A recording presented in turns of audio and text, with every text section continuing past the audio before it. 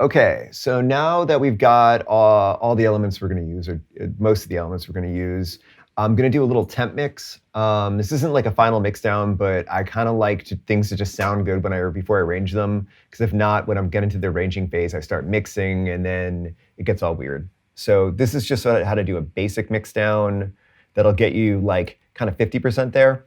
Also, a lot of the times, like I'm in the studio with someone, so I don't want this to sound terrible, but I want it to sound good enough that someone can record over it and feel comfortable. So this is how to get to like there.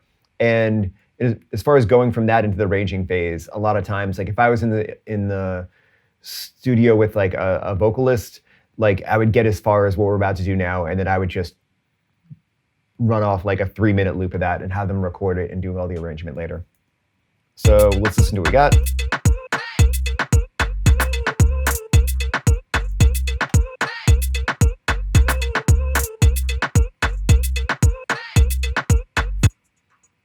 Okay, so the levels are pretty good. What I usually do at this point is I have a limiter on here. I've also got isotope insight, which is a very expensive LUF meter. So LUFs are basically just a measurement of the lowest volume of your track and the highest volume. So it's sort of like a mastering thing. So what I'll do is most reggaeton, hip hop, dance stuff will be somewhere around 8 to 10 LUFs. What I do is I turn this limiter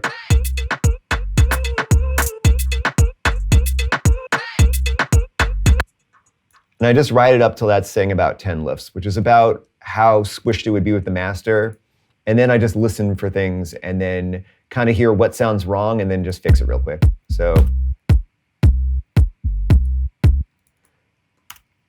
I'm just gonna put a little sidechain on this. I've got LFO tool right here. And what I do for that actually sounds really good. But if you want to go super extra points, what I do is I just put the LFO tool on my kick, and then I just set the side chain so the kick completely disappears. So this is just like a volume ducker. And then I'll just drag it back into my bass line, and then that just knocks out the bass line for that one little split, like half a second when the kick plays. And that's probably even like a little too much.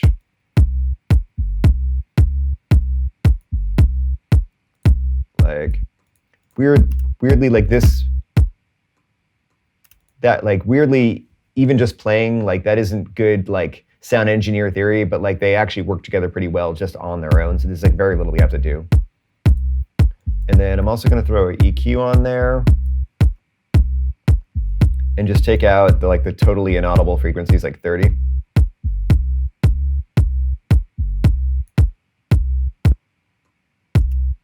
And bring it down a little bit, because I actually made it a little louder.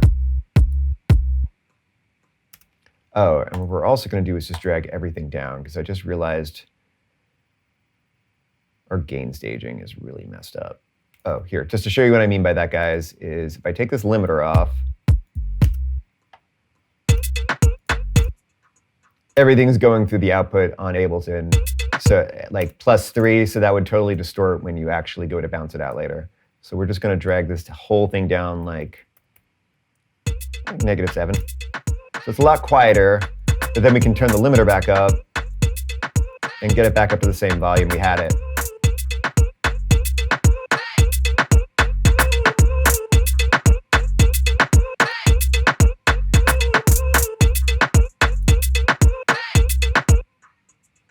And that's why I love this little meter, because it'll tell you like how to get to things like way easier. I know I'm not very technical with this stuff. Like I don't actually know what a LUF is, and it's okay. You don't have to know what either is. If you got Ozone, it's got a LUF meter. There's Ulean LUF meter. If you type free LUF meter into Google, you'll find one. It's a VST you can download. It's just super handy.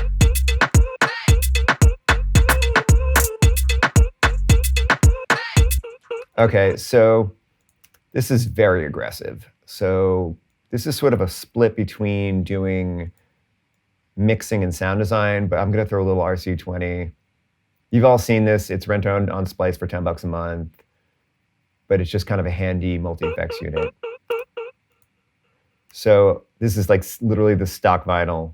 We'll turn the noise off because that noise is always annoying. And then it's got a little filter at the bottom, so I'm just really kind of pre-EQ this with the filter.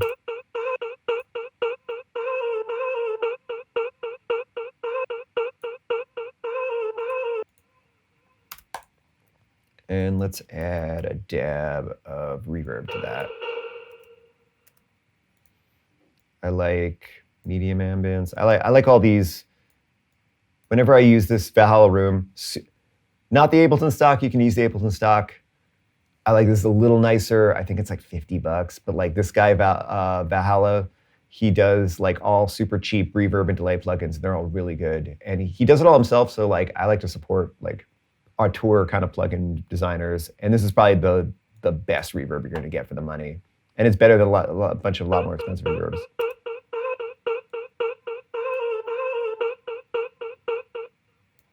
So I'm just bringing some of the bass down on the reverb. And the last thing we're going to do is throw like maybe not the last thing, but to kind of keep this going, I'm just sort of trying to wash the sample out so that someone could rap on top of it. So I'm going to drop the Serum effects. And I'm going to go right for the chorus. Oh, so Serum Effects has this low pass filter built into the chorus. So it's kind of cool to have that down a bit and then have the mix down a little bit.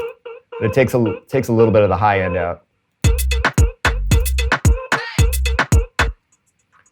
And I'm going to get the Ableton EQ out and EQ that a little bit. So most singers, their voice is going to come through around 800 and maybe 2,000 to 4,000. So I'll do a little dip right there, just kind of, which is something I'll probably end up tweaking if we ever get a vocal on this, but it's just a good idea to have it. And just in general, when you're making instrumentals, just be kind of like, you don't have to go crazy getting rid of them. I mean, for this, there's only one thing that was in there, so I will. But you just kind of have to be aware of like those are the frequencies that build up that are going to clash with your vocals. So kind of like leave that open and kind of just be conscious when you're writing stuff. But if you do good writing and good sound design, like that kind of fixes itself.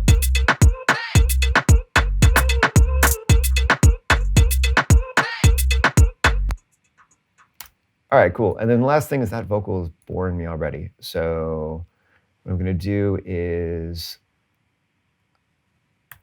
let's do like one switch up with that. Because like I said, with minimal stuff, it's about just creating variations and things. Well, here, let's hit consolidate this point. Commit to this guy. And I'll change that color. And let's just try pitching this down.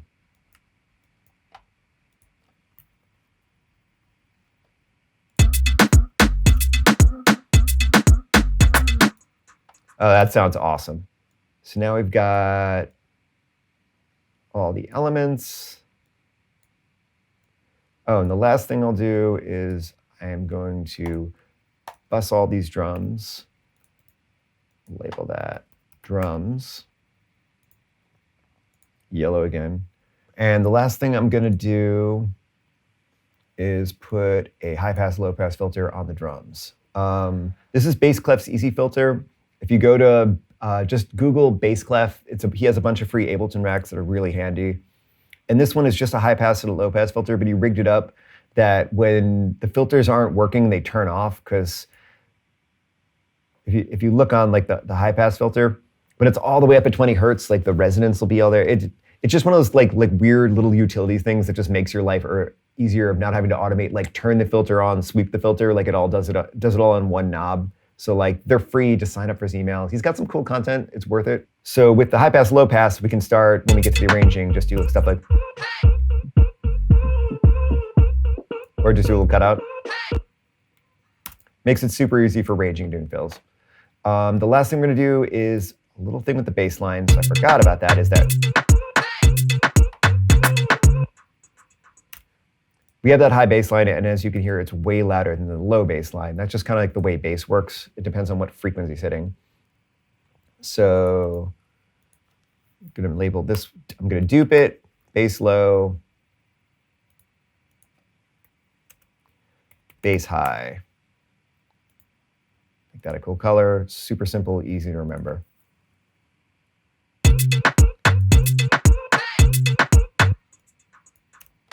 So I'm gonna jump in with that filter. I'm gonna take this EQ and then just take some of the low end out.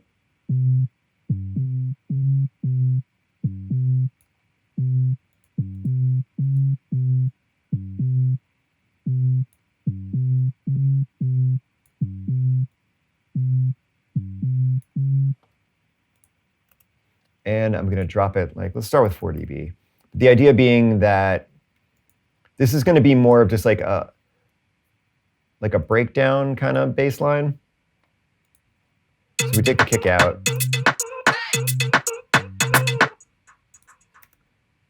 It kind of has a little switch up, and then there, because it's lower, when the low bass line kicks in, it really like kicks in. So yes, that sounds pretty good.